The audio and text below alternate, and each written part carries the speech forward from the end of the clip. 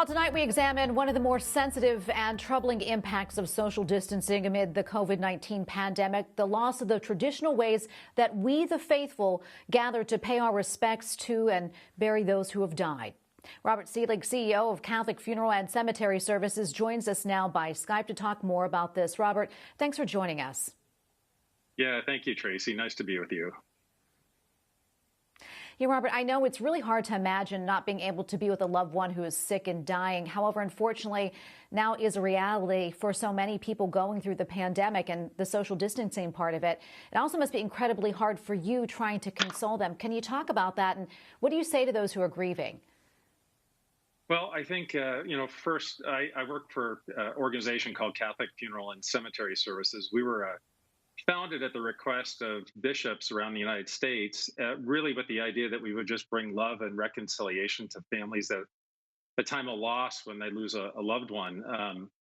And so with the pandemic, it actually just broke some of the traditions and bonds that we had that make it even harder on the caregivers, those that are the first responders at the cemeteries and funeral homes. So we've had to become creative in the way that we've approached trying to break through and embrace families when we can't touch or feel them, in kind of the way that we have traditionally.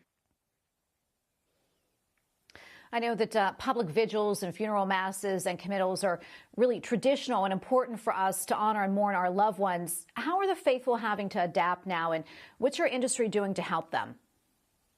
Well, the first thing, we kind of had like three priorities when we looked at the response to the virus and how it was impacting us. First, funeral homes and parishes had to close their operations from the standpoint that they could not conduct services typically in the traditional manner. So the cemetery all of a sudden became the focal point, and shelter-in-place rules required that, families reduce the number down to 10 or less to come to the cemetery. So what was traditionally a vigil and a funeral mass all of a sudden became condensed into a committal service, which is just really actually the final commendation for family, where prayers are shared.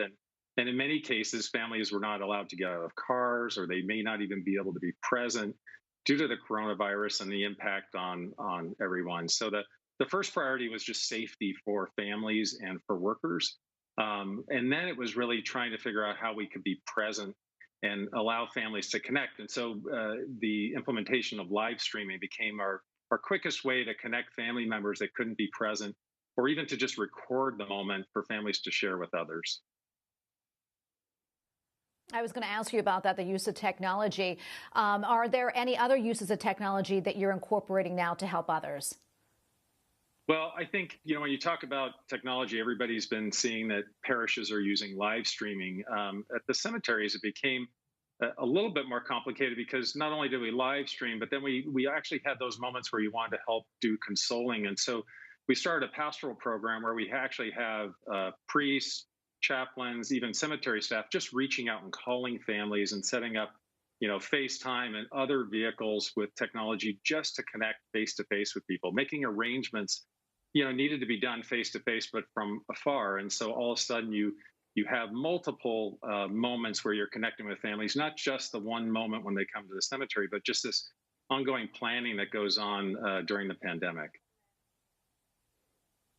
Robert, I'm curious, is there still an opportunity for folks, if they want to have a memorial mass for a loved one at a later date, would they still be able to do that? Yes. Yeah. And that's really what families are doing right now is every family that we serve, we're setting up an appointment to contact them and have a memorial mass said after the fact. In fact, what we do know is that a lot of families that are choosing cremation are not necessarily having even the remains interred in the cemetery because it's not safe to go out. And so we know that we're going to have a series of families coming forward that would like to connect with their parish and with the cemetery and the funeral staff. So we actually expect a deluge of those services. And I've actually had a lot of priests that have volunteered and said, if priests are not available, we stand ready to help families through a difficult time.